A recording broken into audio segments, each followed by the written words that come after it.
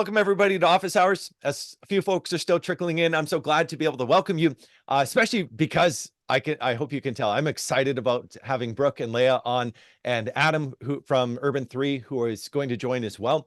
I had the privilege of spending a flight down to Atlanta with Brooke and just looking over the slides that she was working on and sharing with me. And Urban 3 and Strong Towns have had a long, close partnership because of the relationship between Chuck Marone and Joe Minicozy, as well as between our teams, as we've realized that many of the core sort of reports and data analytics that Urban 3 is able to do really feeds into the main case that Strong Towns is making, which is that our places are increasingly struggling with insolvency and need to reclaim the principles and the practices of building local sustainable prosperity within our communities. And so with that, Brooke and then Leah, do you want to just briefly introduce yourself? Sure. Hi, my name is Brooke, and I'm the graphics specialist at Urban 3. And I'm really excited to be here. Part of our onboarding when we get hired, or at least when I got hired, was reading the book Strong Towns. And so that's been what I've been absorbed in for the last. I've worked with Urban 3 for the last year and a half now. So thanks for having me. Yeah, that's great. And Leah? Yeah, I'm Leah. I'm an analyst at Urban 3, and I've been with the company for almost 3 years now, which is kind of hard to believe. And yeah, so I've had the chance to like touch a bunch of different projects with all different types of scope. So I'm really excited to have this conversation. Awesome. Hey, so the main sort of framing of the discussion today is about the sort of limits of what an amateur is able to do. And I've just shared in the chat a couple of articles of how to do value per acre analysis as a beginner, or how to do the math as a non-math major. These are great pieces, including by one Nathan Howerlook, who's on the call with us today.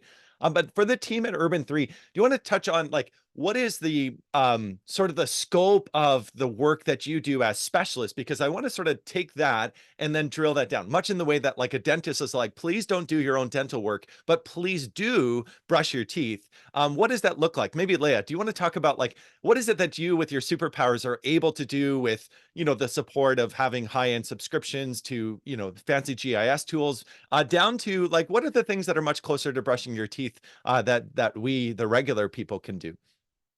Yeah, certainly. I think the biggest thing or like limiting factor that most other folks that aren't doing this as a career or working in a city is capacity. So value per acre is a very simple calculation. It's just the total taxable value divided by the size of the parcel, which anybody can do. But to do it for depending on the size of the city, doing it for an entire community is a much bigger task. And there's all different types of data and types of resources that we use to kind of compile all of those things. And how accessible is it? Is it especially like available because you contract with them and they open up the books, or is there often a situation where you're Googling things much like we would, just with maybe a little bit more clarity as to what to look for? Yeah, sure. So I mean, property parcels are publicly available in most states, but it depending on where you are and just like how that community operates, you may or may not be able to get the whole data set online. Some places charge money, and so most people can look up an individual parcel pretty freely on the internet. But to get an entire community's data set can be a little bit more complex. And then we also have, we specialize in property tax, but we do also look at infrastructure and other forms of tax bases such as sales tax. And sales tax is definitely something that has a much higher security clearance, and something that we often, kind of have to like work with the city government to kind of pass a few tests in order to obtain that type of data. Well, and I love that because I'll share, for example, in King County. So I did a presentation in Kirkland, Washington. And if you go, the key is to like go to the property assessment company, or not, well, I guess it is a company providing the service to the county. But even on a site like that, you can pretty quickly dial in and get parcel specific information. But do you want to touch on, and maybe I'll put it over to Brooke. Do you have examples of some of the like the heat maps? And can you talk through like visually how that's made, but also why that is so effective? Because these are the bread and butter, or these are the like, oh, urban three. But and I think some of our local conversation leaders have figured out some of the tech to do their own heat maps. And but yeah, let's just talk through like why is this so important and sort of what is going on here, maybe for our attendees too. Like how do you interpret this? And maybe, yeah, why don't we start with that? Yeah, so I think like what's really magical about these kinds of maps is when you bring everything down to value per acre, it really starts to kind of look like a cityscape. Except the tall spikes are not actually tall buildings necessarily. They're just really high value product producing parcels. And so I think what makes us different is that, you know, most of the time we look at maps in 2D, but adding this 3D component really helps us find patterns and understand how different land uses affect value potency. Mhm. Yeah. Yeah. Right. And so certainly assuring people like that does not mean that that's an 80-story building, but it has a very significant sort of impact within the community. I think that there was an interesting one that you did with the Trillium development where you could see the mixed use development project sort of apart from the downtown that still actually had a great deal of value that's there. But Brooke, as you're putting like something like this together, you're taking a rendering that's created by what kind of a program, and then how are you turning that into a slide that's much more legible for the regular folks? Great question. The images all come from Leah and Adam and the other analysts. They export those from GIS, which is Geographic Information Systems, and they make 80% of what we're looking at now. The color ramp, the base map. And what I do is try to think like a person. So this is Shreveport, Louisiana. I'm trying to think like a person from Shreveport. What are they gonna? They're gonna know the area. So I want to make some labels that will help them quickly identify. Oh, this is my city. Oh, I know this lake, Highway 49, which actually has an interesting story in Shreveport, I believe. That's a major landmark. The airport. And so by adding these labels, I can help the viewer just immediately get oriented so they can recognize, oh, this is a different way of looking at something I already know. And yeah, I think that's it. I make sure I have labels and a base map and a legend and the source at the bottom, always important for us. Adam, I'll bring you in, and Adam is one of the senior, I think, analysts as well as Adam, you do a whole bunch of things. But do you want to touch on like I think strong towns advocates at times have the problem of just being like, look at this map. See, it's all there.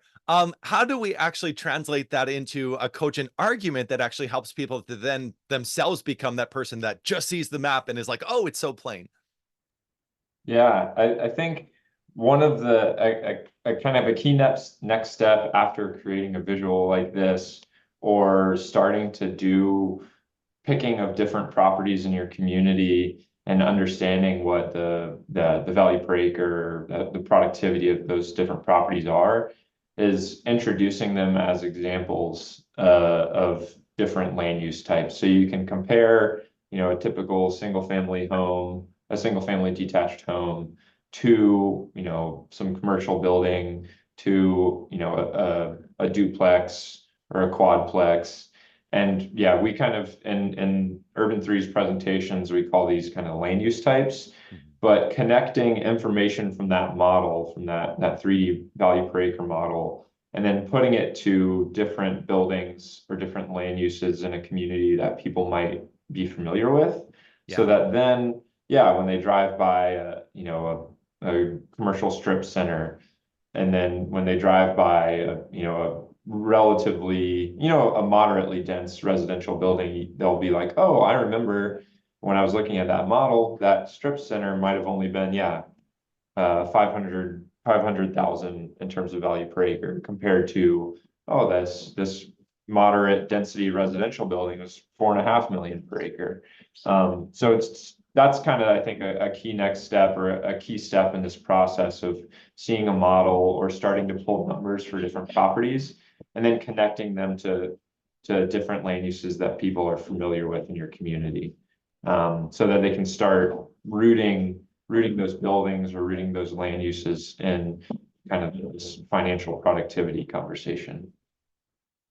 When am struck by this, the two slides that Brooke just shared there, this one, which sort of lays it out in terms of like the actual performance of each of these different like sites and their density, as the density increases, but it actually is, you can do that with the medium density there at 4.5 million, without having to have like the dense urban form. And even what counts as dense is actually interesting because it's just 4 stories. Like it's not a very, massive increase, or that other site looks like it's just a 2-story structure, but because it has a very fine urban form, it really makes a difference.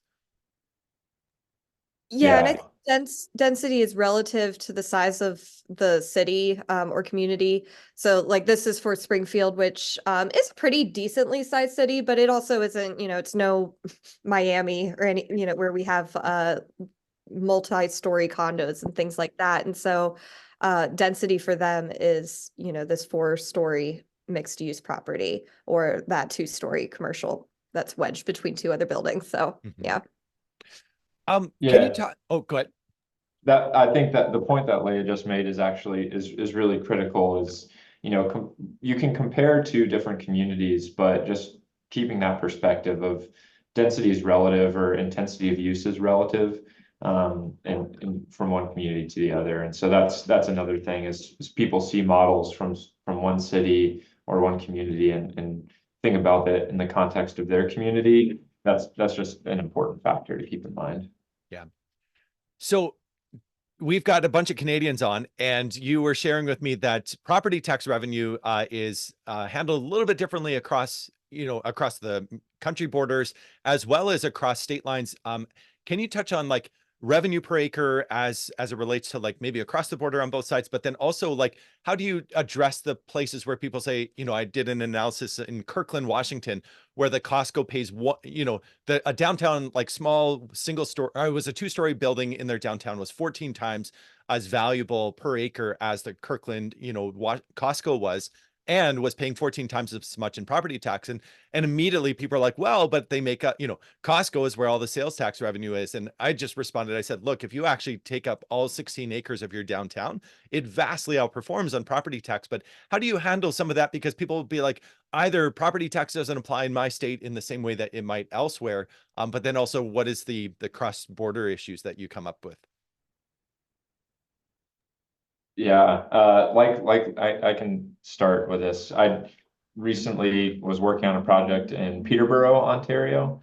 So that was really fun and gave some insight into what you were just talking about, kind of the process of in Canada, how the property tax bill is determined versus in the US. So I think it is definitely important to understand kind of what are the significant revenues for this is a fun graphic that Brooke's showing. What are the significant revenues for your local government? Is property tax the thing that really is funding kind of the bedrock? What's funding the general government? What's funding the operating budget?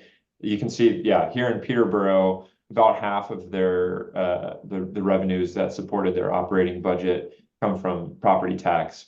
And then it's somewhat opaque. I mean, there's a lot of, you can break kind of that direct revenue and other revenue down into smaller bits, but some of that comes from the provincial government, is passed back from there in the direct revenue, or there's other sources. But kind of it is important. It's not as maybe as fun to dig into the tax systems that support government and funding, but then you're kind of equipped, once you understand what are the significant revenue streams for your local government, to then try and dive into those data sources and make the comparisons of different land uses in your community. So yeah, that question, like you were talking about, Norm, the Costco versus downtown, and in terms of property tax, it's very true. Property tax might not play that big a role, and for Leah, the project she was working on in Springfield, that was true. Property taxes much less significant compared to retail tax or sales tax. And so then if it's possible to get some of that other information regarding, sales tax revenue, that might be necessary to make some of those really powerful arguments. But it's definitely true that still having more dense uses, and kind of a downtown versus a strip, Yeah. you can still generate significant sales tax revenue per acre, compared to some of those lower density uses. But understanding kind of the budget, is an important step in this process of connecting all of these pieces to make a strong argument for land uses, for efficient use of land. And I think there's me with a certain dose of confidence, I'll just say, look, if we take the moment to actually do the analysis on a site by site basis to basically get up to the same amount of like land being consumed, almost certainly this would ring true because of the much higher efficiency of this type of land use pattern, the fact that it is sustainable, whereas what appears to be happening on the outskirts, on Dealer Alley, where all of the cars are being sold, like you get this opportunity to really, I think, appeal at core. I mean, we shouldn't always make based on your instincts, you should know which is the better option, because that's gotten us into a lot of trouble. But we should, at the same time, I think part of the Strong Towns approach is to say, like, in your community, even if we talk in round numbers, we're still going to get the same results. And I think that can be really critical here. I do appreciate, maybe Brooke, I'm going to ask you, because this financial flow diagram is probably clearer and more clean than it previously was. And yet it's like right at the cusp of being like overwhelming. How and I'm going to go back and forth between like, how do we make the case visually, sort of like do some of that storytelling? I know that you've studied this and you care about these things. What are you doing in a slide like this in order to make it legible to people and help them in that regard? Sure. Maybe I should backtrack with, this is a 3-slide sequence. One of the things we started doing at Urban 3 is just thinking, what if we just show the same information in a different way? So this pie chart slide is identical information. We call these butterfly charts. These are also called Sankey diagrams. I don't know which name is official. So in the sequence of the show, we try to show the same information in different ways, because sometimes certain ways will click with one person and another way will click with a different person. And we do build in, obviously the butterfly is a lot more to take in. A lot of us have seen pie charts before, but right. Butterfly charts are fairly new. And so we'll try to build in more complicated slides and sequences and have elements appear one at a time. So here's the revenues, here's the expenditures. We're mapping both of these things. And then I think that I have a more recent version somewhere. What we started to do with the butterflies, build this slide in as well, from left to right, rather than all at once. But then what we do also is color certain parts. So we'll fade into this is the 3rd slide. So we can use Adobe Illustrator to highlight some sections, because we want the takeaway to just be, because we're mapping property and sales tax, look at how much of your budget those take up. Yeah. And I'm fascinated by this, because I think especially for our local conversation leaders that watch this, like you almost certainly have someone in your like orbit that actually has the capacity to do this and does it for like greeting cards and like anime, and actually has the skills to be able to apply that like also to, things that are more technical on the technical side. But if that storytelling sort of component, this is what we want to get out of this, I think is made clear, then it's like, okay, that just becomes a design problem, and we can work at solving that or helping with that. Let's pivot to I think sort of the point where, at least I'll say this, that I've been able to do property tax per acre assessments on, or evaluations. My method is, if I'm going out on the road in about 20 minutes, I can work up like a spot check of 8 to 10 different sites in a community. So I was in Medford, Oregon, or in Kirkland, Washington, or in Chilliwack, BC, like Medicine Hat, Alberta, like everywhere I go, I can create that. And I would actually say to you, if you're watching this, like we've got articles on how a beginner can do this, and it's pretty straightforward. One recommendation in Medicine Hat, there was a downtown business called Sugar Daddy's Cheesecakes. Find memorable sites. And so I could talk about how your sugar daddy is returning a lot more value to your community than your big box stores are. Have a bit of fun and create that memorable hook for folks. But when we pivot from sort of the basic like generation of revenue is something where we actually have quite a bit of clarity or visibility into those revenue streams. But maybe Adam or Leah, do you want to talk about the challenges that you face when you are asked to work up cost per acre, or sort of the relative costs on a per acre basis of the different types of development that are occurring, or different regions within a city? Because this feels like it's next level. Yeah, I'll definitely say costs add in a whole host of complications. Especially right now where we have crazy inflation rates, where a value one year can be drastically different to the next year. And so we try to just make sense of all of that, really, and also take into account. So if we're costing infrastructure, it's essentially, considered. I think most cities consider it an asset where it's part of like the city's value, but it's also something that you need to maintain pretty in perpetuity. So for the rest of its life cycle. And so if we take an example of roads, you have to keep investing money into that infrastructure to make sure that it is a quality road that you're driving on, and that is functioning and serving your community. And so costing all of those maintenance expenses, how much it would cost to build an entire new road, all goes into our equations to kind of create this like what we call annualized costs, in order to present a digestible number, something that a city could maybe work towards putting away in order to kind of stay ahead of all of these infrastructure costs. Yeah. It's a total rabbit hole. When Brooke, you shared that Anywhere USA like road spending slide, and I think that's so pivotal because it's showing that you can have money, sort of you're making your annual payments, but then every so often you get hit with a big bill, and our cities are not equipped to cover that big cost except through emergency spending. So the city of Calgary, for example, had water main issues, and now they've got a major issue, which means that there's very little drinking water available in the city until they get a big project fixed, and the cost just like blows up for them. Now, an element of it is because they waited before that rebuild occurred, and they're in a much worse position as a consequence of it. But I wanted to maybe touch on the slide, and Brooke, maybe you can pull up the one from Kansas City of like just the I think it was the number of roads. You've also done it with like the number of miles of pipe, or the number of sewer hydrants. And maybe either Leah or Adam, do you want to talk about why those types of proxies of like the number of feet of pipe is actually sort of a good measure where you don't have to take into account like the per annual basis of what is the cost of steel sourced from China, and instead is just like how much stuff do we have? Why does that matter? Yeah, I can jump in firstly.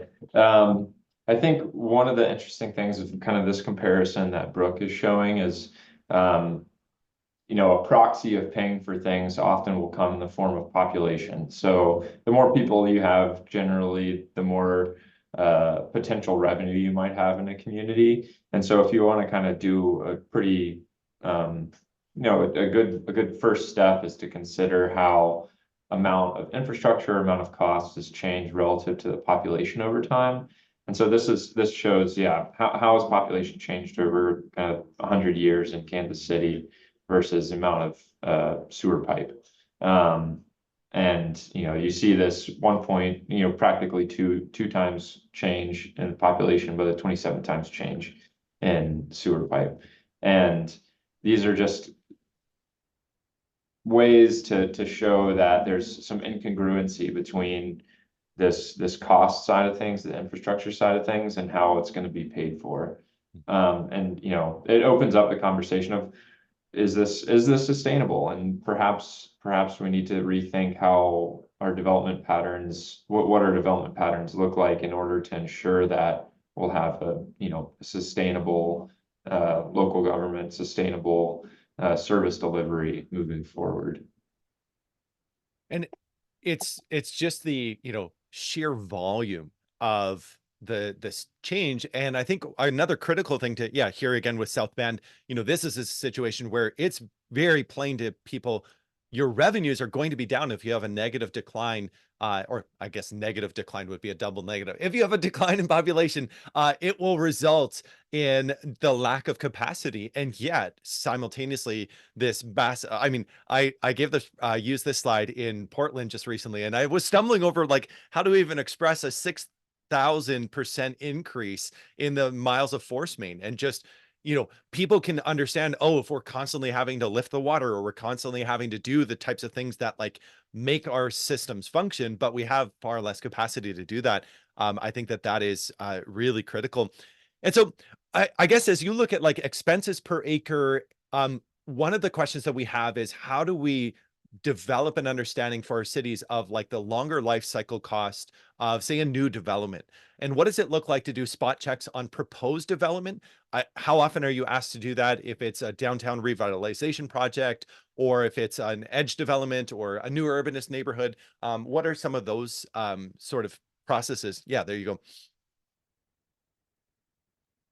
Yeah, this is kind of like a behind the scenes of our calculations for evaluating the life cycle cost of something. And so you can certainly spot check. That is something that we have done before, where we if the community is debating on whether putting in a new development, we can kind of provide an estimate of how much it costs to build and then how much it will cost to maintain, the potential water, sewer, and other infrastructure use of that property. And it is, definitely a bunch of, just estimating and kind of predicting based off of what the other data and other land uses in that community are doing. But that's definitely something that we can do. And if you have the data in your city, that's definitely something that you can do as well. We also have a evaluator tool that makes this really easy.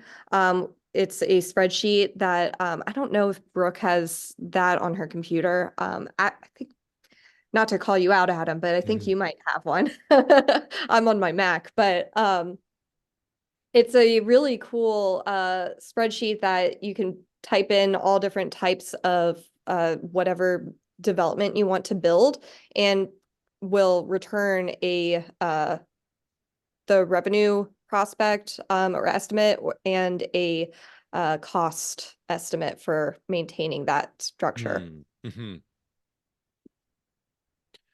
Yeah, this is a before tool Brooke. that will generate after kind of running both the revenue and cost sides, and it has some kind of summary tabs and things, but you can enter in various different types of land uses, and kind of some characteristics of a proposed development or potential development, and it'll kind of sum up some of the net impacts, using some like background math. And then a good place to start, if you're, when a city might be doing a new capital project, they'll often have information in the budget related to cost of resurfacing a road or building a new stretch of road. And some of the information associated with those projects can then be used to kind of extrapolate out costs for kind of the broader system. So that's also a good source of information to use when trying to get an understanding of infrastructure costs in your community. Is just using one example, and doing a little bit of math related to what it might look like across the community. Yeah. And maybe to underscore here, and then I'll ask you sort of specifically, like, what are the types of things that Urban 3 gets called in to do? But from my perspective, like there is quite the spectrum, and we've got, city leaders on our call, we've got city administrators, and you have, a budget where you probably can devote some of your staff time to generating these types of reports, or maybe this is not unfamiliar to you and you're already doing it. Then there can be the folks that are, say, working with a project to move it forward and wanting to make the case why this project should go forward, because of its better design sort of standards, because it's more in a new urbanist style. And then there's kind of the stuff that like a simple person like myself or others might do, of just trying to get that figured out. And along that spectrum, one of the things I often want to say is like, we can all do this just at varying levels. And do you want to touch on like, maybe when do you have to call in an urban 3? Like, when is it that cities are like, all right, we've hit our limit. Now let's bring in people that do this sort of on a daily basis. Leah, I think it's you, because Adam had to step off. Yes, sorry, I got distracted by by that message. Yeah, so I think that so can you clarify what you were asking? I guess just when would you recommend that cities like call in an organization like Urban 3, rather than trying to do an in-house version of it, or or residents? Like, we sometimes will have residents that ask us, can you help us get a grant to bring in Urban 3? What would be the case for making that happen? Yeah, I mean, I think, it all comes down to capacity. So if a community doesn't have the capacity to do this analysis, a lot of times, the data that we use and the data to create these graphics, are really messy and come in all different types of formats. So we have the ability to clean that up and also, really break down the, just the tax system in general.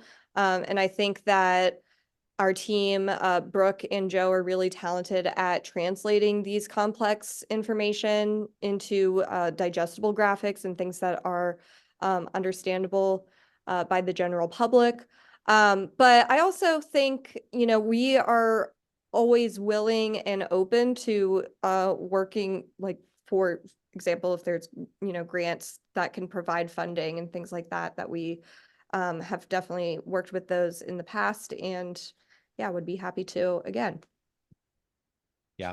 Well, and maybe Leah, I'll ask you the question too of that Tom asked early on, which was, typically what kind of properties or buildings have the highest tax value per acre in a typical US city?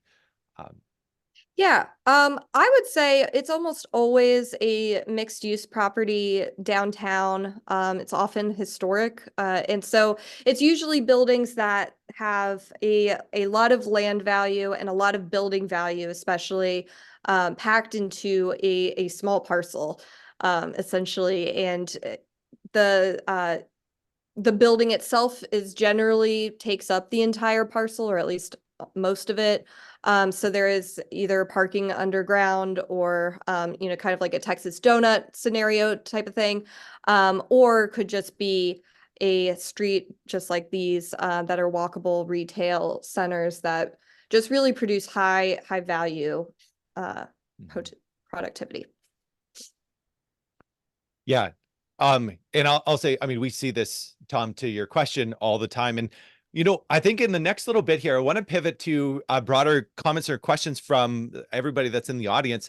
And I was thinking, Brooke, just because this stuff fascinates me and I don't think I'm alone, if you want to, why don't you just sort of cycle through some of your favorites? And so just keep sharing your screen and we'll sort of, like, some people might be inspired by what you're showing, but then we can also just take comments or questions for Leah, for Brooke, on either like the storytelling and the visual sort of presentation of this, as well as the other stuff. And but yeah, also comments or questions. So anybody from the I see we've got a bunch of the questions that have been answered already, but any questions or comments?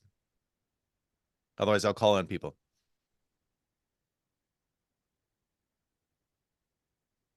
Yeah, Tom, go ahead. I guess I'll jump in first. Thank you. My most burning question at this point is, I've succeeded in getting through public records requests parcel information, tax value information for my city of Alamogordo, for the entire county. I don't know municipal finances, terms and concepts. I don't even know how to ask for gross receipts, taxes, or sales tax or other revenue information per parcel or whatever. I don't want to sound like an idiot the first time I submit such a public records request. And hopefully, whatever the names and the rules are in New Mexico are not too weird or unique compared to other places. But that's where I stand. I need to learn how to ask for financial data. Yeah. Yeah, I think that's a good question, because it really is all about keywords and kind of just trying to ring the right bells, I guess. So usually when we do data requests, we're working with a client who typically has at least some type of connection to the community that we are trying to get data from. And so if they are not able to kind of help facilitate a data request, honestly, just I've reached out to assessors directly to obtain parcel data, and I make sure to be very specific in what values I want in that data. For things like sales tax, that can be a little bit more complex. Some states, it might even not be possible depending on their security restrictions with that. And so that, unfortunately, I don't have such great advice. I know that at least for the state of Missouri, they have the Department of Revenue has it's the North American it's the NAICS code. So NAICS. It is a large data set that has sales tax, but it's all been reduced to different like points or different categories of what could be sales generating.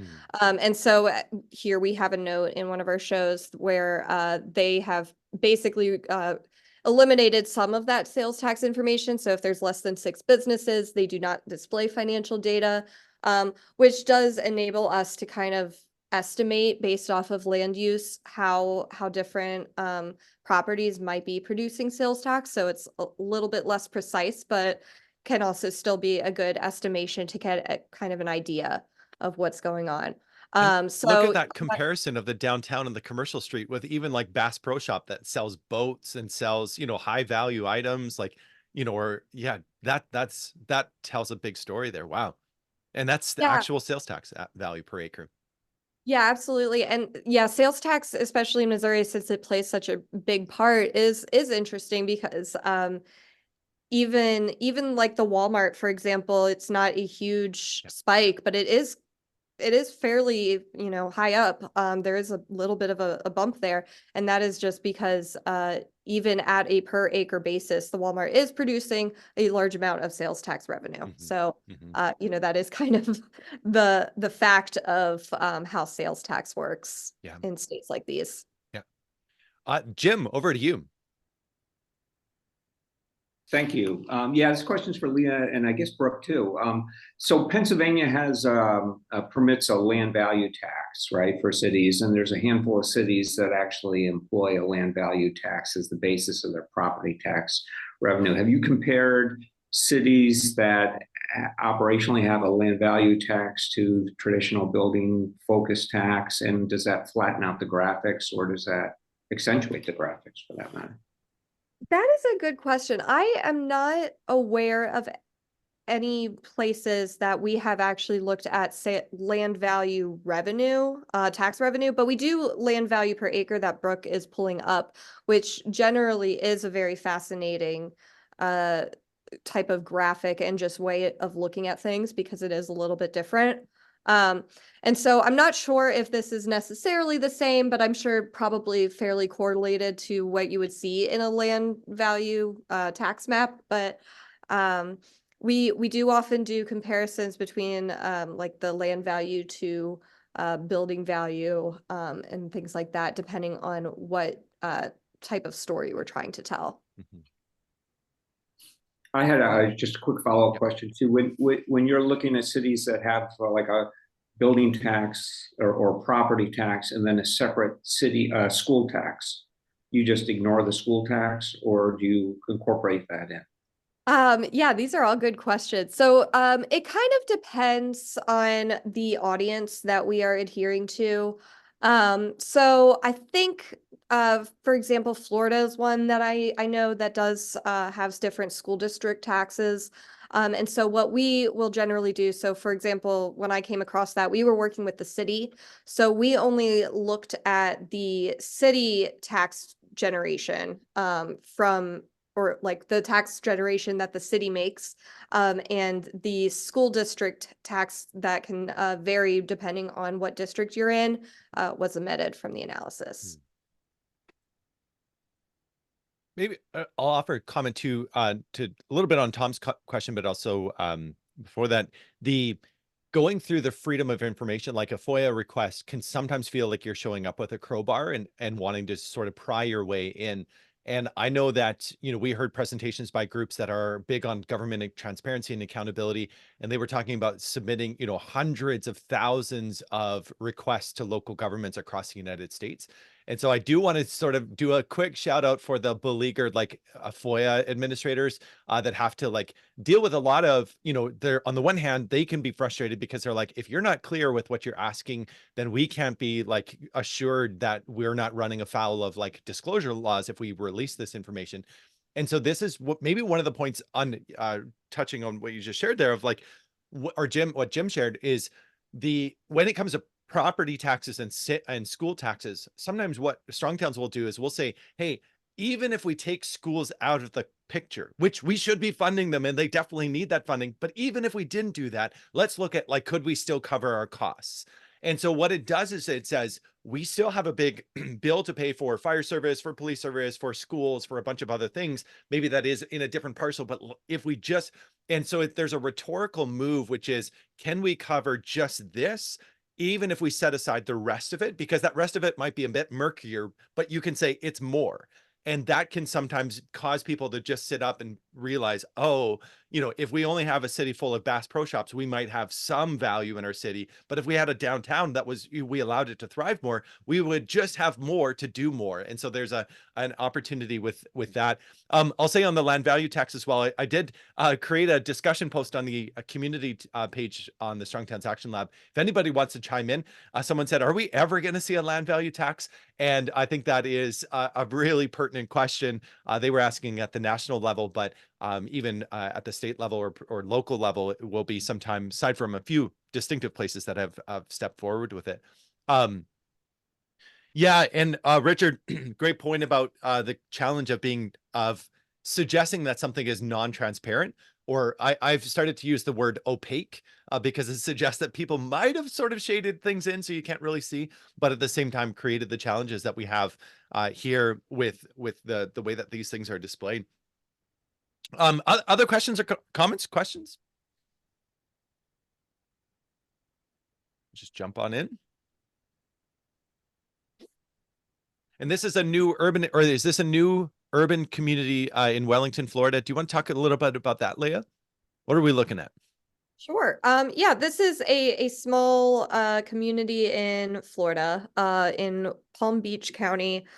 So they're west of West Palm, and they are they don't really have a downtown. Like I know we're only looking at a land value map in 2D, but you can still kind of tell that there really isn't any like centered area around a specific part.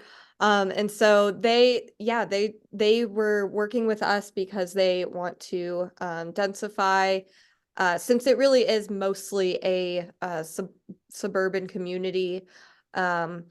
There's a big equestrian polo presence in this community as well, which was interesting. So it's a lot of large homes with I don't want to, I mean, kind of agriculture, but horse agriculture, not food producing agriculture. So lots of that. And yeah, so what we call over on this left side of the diagram, or I'm sorry, the right side, is these greens and yellows. We kind of call it the shag carpet of really just like suburban single family housing, where it really generally doesn't produce much more than this on any of our maps. And so that's kind of, I would say what cities and communities typically want to try to avoid is having this expanse of shag carpet throughout their community. Yeah. So the moral of the story is we need to eat more horses, and then it'll be more valued. Yeah, and I shared a streetcraft video on a development pattern just as we begin to shift it and modify just the way that we develop our neighborhoods, how much of a change that would make. A question that I have for you, Leah, is like, in what ways have you seen Urban 3 sort of reports or data or mapping sort of imagery misrepresented? And sort of what are some of the rookie mistakes that you would say it would help our credibility if we avoid these things? Yeah, I don't know if I've ever actually seen our maps be misrepresentative, or at least I can't think of a specific example, but I have had conversations with city staff where there's some confusion on how to utilize the value per acre models. Yeah. Where I think it's just a disconnect on what exactly we're looking at. I have received feedback that it can be misleading because it is not a representation of total tax value or total tax contribution. So but that is not what we're looking at. We're looking at value per acre. So we're looking at value potency, and really our maps are only meant to be utilized as a tool and to understand land use patterns, and not necessarily trying to show what properties are producing the most taxable value. Yeah. And then the other misrepresentation that I often see is, these 3D maps, I think I already said this, but the purple spikes do not equate tallness of buildings. And as I think we've seen in some of the examples earlier, some of these really tall spikes could be a 2-story tiny building. And so that's another thing to just keep in mind. Yeah. Yeah. Brooke, any misconceptions that you've seen or want to dispel? That's a great question. I work so internally. I don't present. I give shows to Joe, and he presents and tells us what people react to his presentation.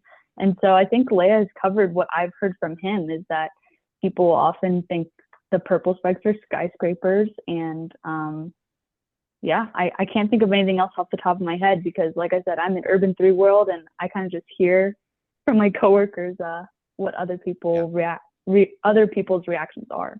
Yeah, no, that's great. Tyler. Hi there. Sorry if this is maybe too technical, but I've been very inspired by these maps and have been trying to get my hands on any kind of GIS data I can from our local government, and it's been a lot of fun. So I've made a lot of value per acre maps. So my question is, how into the weeds do y'all get with kind of cleaning up the data? Because like I've seen some, for example, on the parcel maps, I've seen where you might have, I think it's like condo buildings and things like that. They'll have multiple parcels stacked on top of each other because they're all in the same physical building, but they're treated as separate parcels. So when you kind of do the 3D calculations, it sort of messes with the number. So I've had to like go really into the weeds and like find those parcels and kind of combine them and merge their value per acres and all this kind of stuff. And I know y'all are doing a lot of these. So do you go to that level often, or have you kind of automated a lot of those steps for yourselves to sort of streamline it? I guess I'm just looking for tips to make my hair go grace a little slower. Yeah, those are great questions. That is exactly what we do.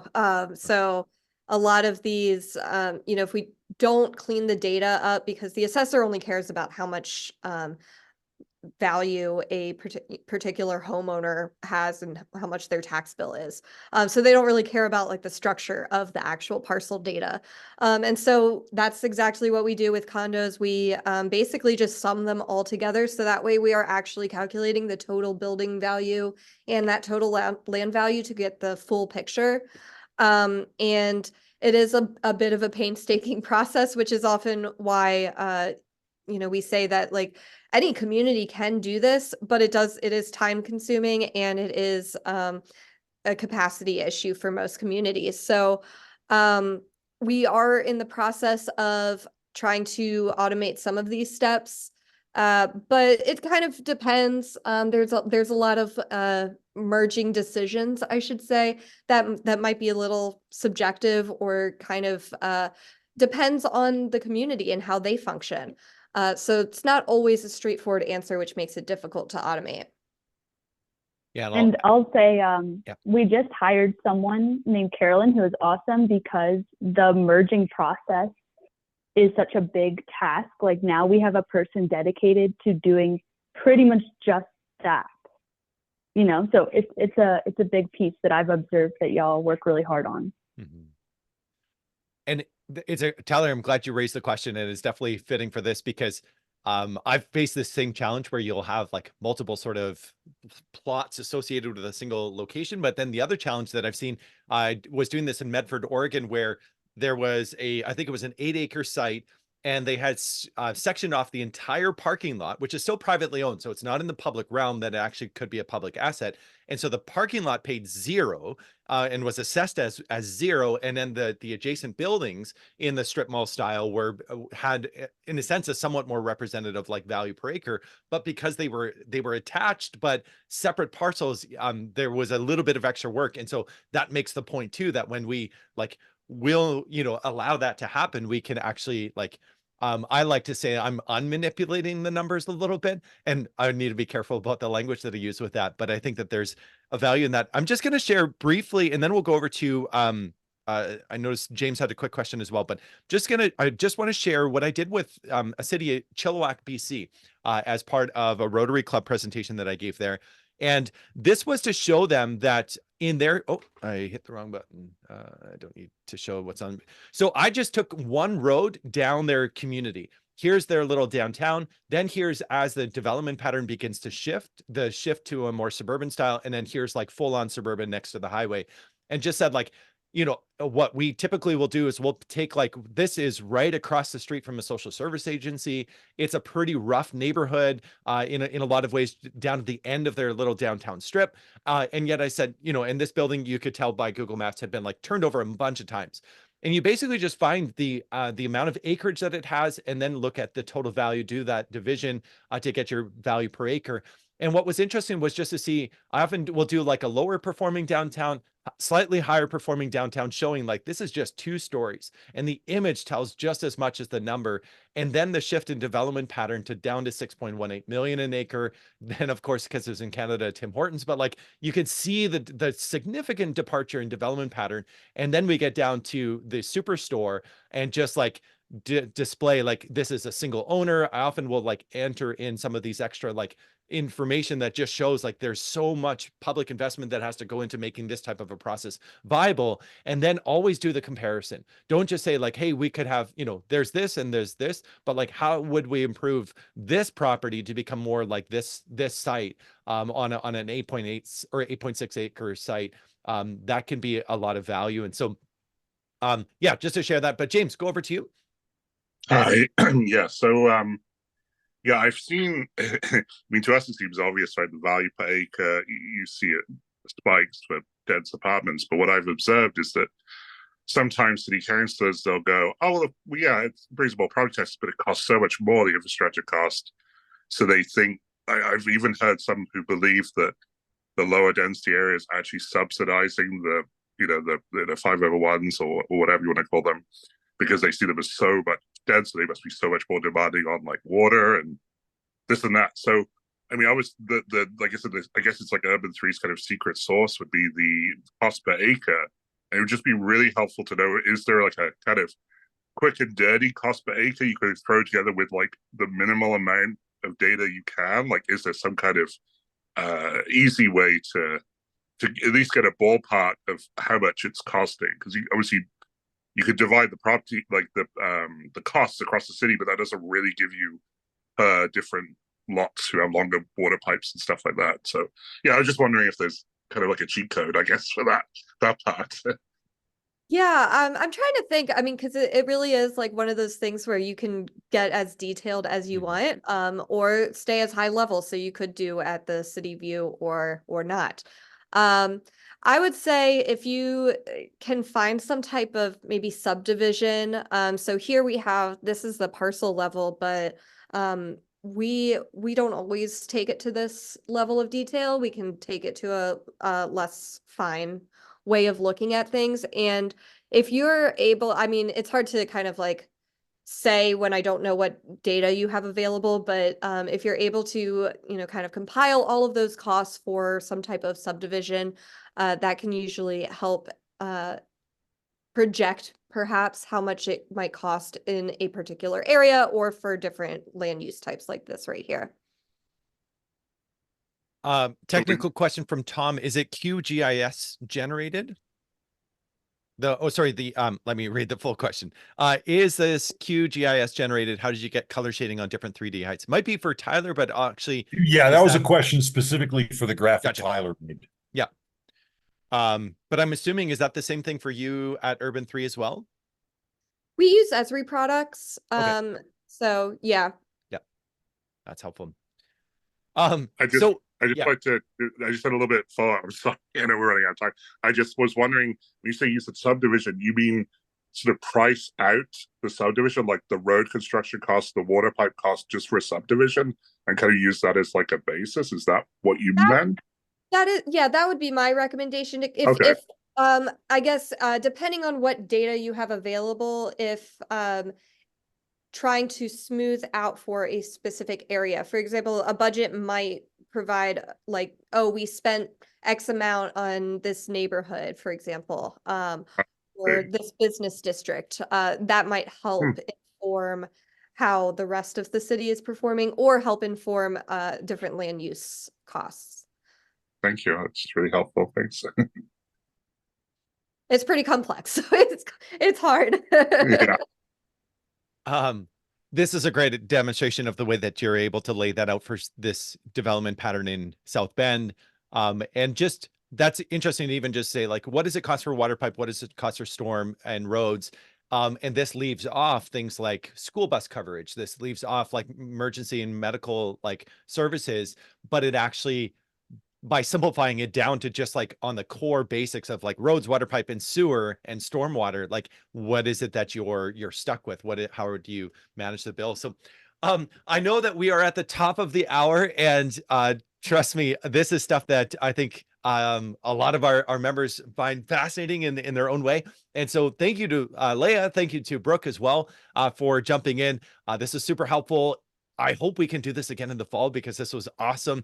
And if you are interested, over time, one of the things that we're trying to do is just continue to deepen the resources that we have in the Strong Towns Action Lab. And some of that will look like taking more of these images from our friends at Urban 3 and actually using those. And so if you're a local conversation leader in particular, or a city councilor or an elected staff, and if you have questions, we might be, I think, a fair conduit to sort of, we don't want to overload Urban 3 by asking them for all their stuff. I know Brooke had shared there's terabytes of images that they've created, slides and decks and presentations, which is amazing. And so we've only seen just the tip of the iceberg, but this has been super helpful. So thank you all. Oh, awesome. Brooke is volunteering her info, so that is fantastic as well. Really appreciate that. And with that, we're going to wrap up. Really appreciate your time. Thanks everybody for joining us at Office Hours.